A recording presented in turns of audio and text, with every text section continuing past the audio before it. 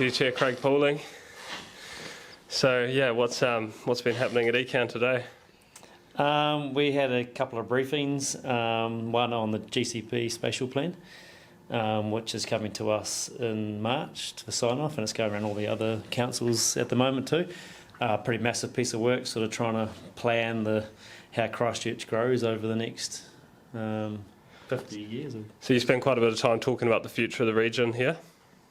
Oh, for sure. Of course, that's what we're doing. Yeah.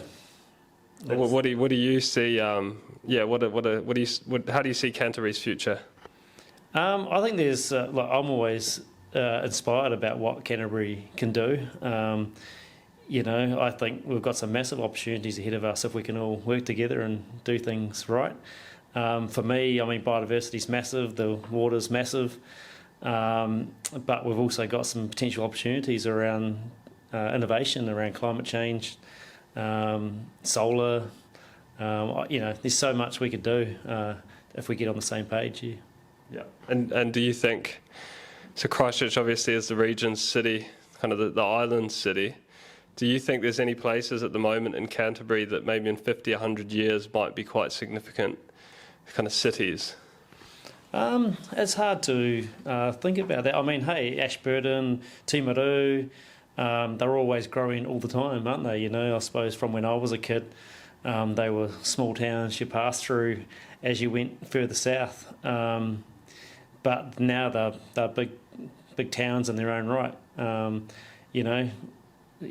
could definitely see that, Kaikoura's a small town, but it's got heaps going on, hasn't it? A lot of potential. So, I think that's the important thing about Canterbury is that you can't lose sight of those places because they're all special. They've got their own unique, characteristics and things that are important about them. So it's about uplifting everyone's differences, Yeah. And so you grew up in the east of Christchurch? I did. Well, I grew up in Woolston first of all, and then we moved out to Aranui. That's where I went to high school. So so Christchurch, the region, would you say it's quite a different place than the one you grew up in as a kid, as a teenager? Or is it the same? I think there's obviously been some changes. Well, we've been impacted by a few massive events too, haven't we? The earthquakes in particular more recently. But, it's just an evolution, Joe, I reckon, I think it's moved and it has been moving in a good direction, especially from my perspective being Maori and Ngaitahu. Obviously the earthquakes had actually created that conversation that was allowed to be opened around that sort of cultural celebration of our cultural identity through the rebuild. So that's actually been positive for me. Obviously the biodiversity stuff that I'm passionate about too has been massive in terms of that's grown in the last 20 years as well, in terms of it's sort of recognised now that native flora and fauna is an important part of our identity, and we should be doing everything we can to protect and enhance that. So I feel positive about where we've been going actually, and I just want that to continue because there's more to discover, I think. Do you think it's like the language around biodiversity is developing? Hope so. Maybe some people get confused about what we talk about when we say biodiversity, so it could be explained, but I suppose for me Indigenous biodiversity is the real key thing that I think people need to look at and try. That's the specialness, that's the unique stuff we've got here in Canterbury and in Aotearoa. So that's what we're trying to encourage because we have lost a lot, Yeah. I was talking to someone earlier on. We used to have kakariki here in Christchurch City in the early European times. They're gone. The Ngaitahu records will tell us that we had kaka and kiwi and other things not far from the city. Wouldn't it be amazing to have those things back? Wellington's done it with kaka.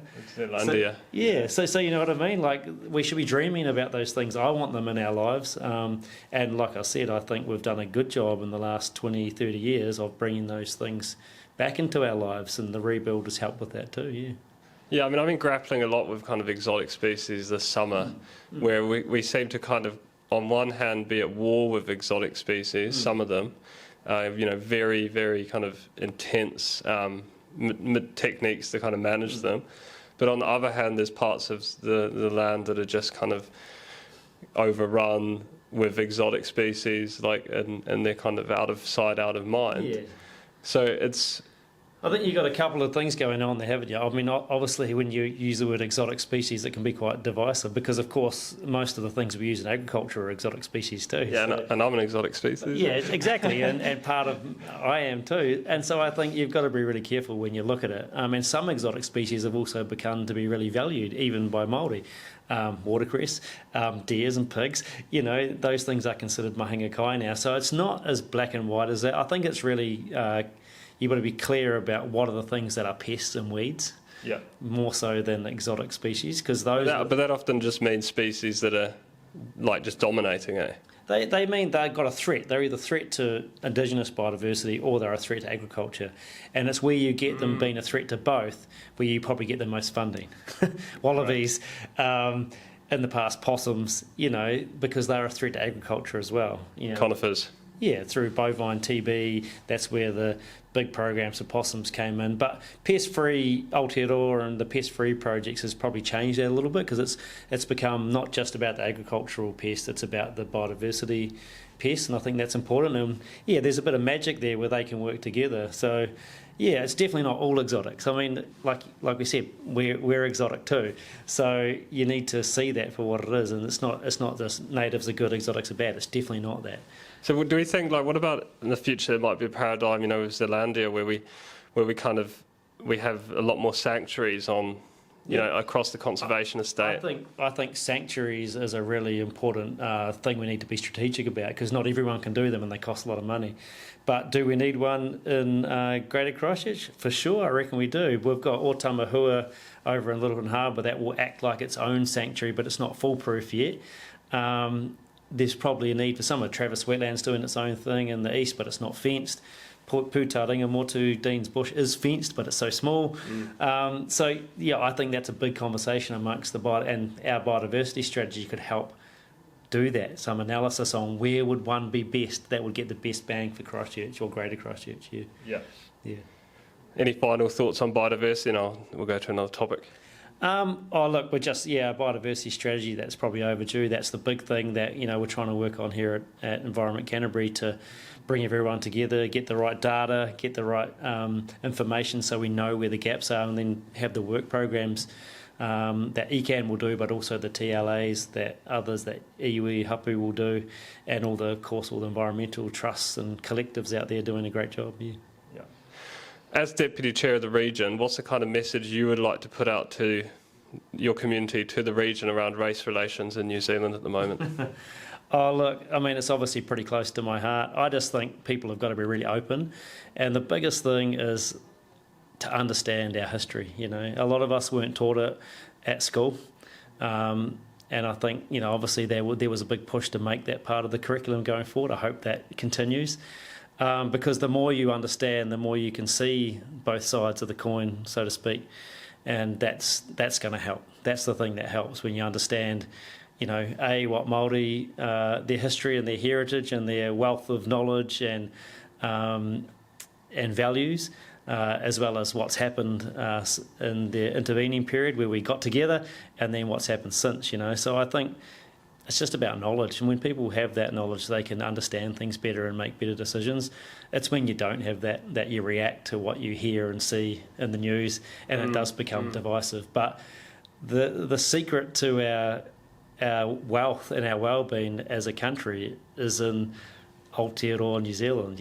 It's not one or the other; it's both. And I think when people can see that, we have massive gains. So, think about the All Blacks and why they're so special, just to use an analogy, and the haka they do. That's a sense of pride for our whole community, right? And I don't think anybody disagrees with that. Would they be the same if they didn't do the haka? Anyway,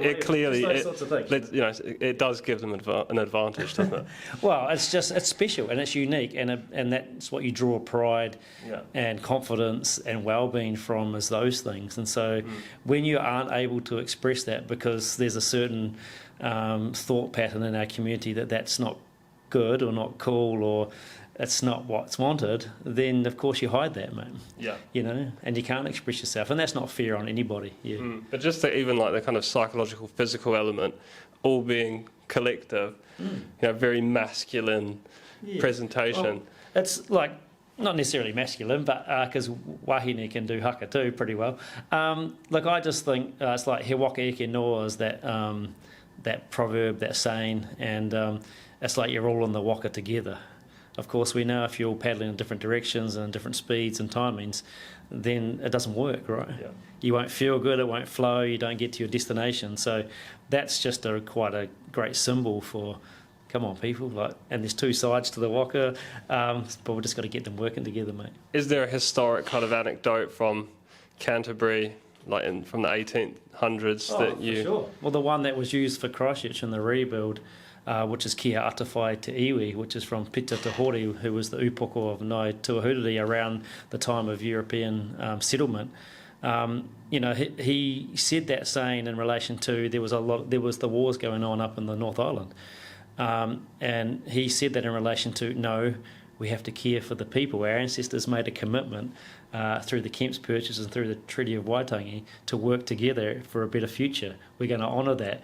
And so that's what he said, Kia Atawhai Te Iwi, care for the people. And he meant all the people that are here. Mm-hmm. So that's great, and it has been used throughout the rebuild. It's probably been forgotten a little bit about, but it was quite promoted through the rebuild. And we've got those things right here, special history right here in Ōtautahi that relates to those relationships and how special they are. And hey, I think anybody who can see what's happened through the Ngāi Tahu settlement in the last 20-odd years, I don't think you can say that it's been anything but good that Ngāi Tahu's done. We've done great stuff within our communities and within our whole South Island community, actually.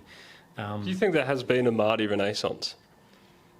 Oh, there definitely has been. Yeah, I mean, that's been some of the academic work throughout the country, from the 70s through the 80s, all of that, for sure. But, it's just at the moment, it's an interesting time, isn't it, where we've got our government and what's happening, so... Yeah. Awesome. All right. Thanks, Craig. No worries. Awesome.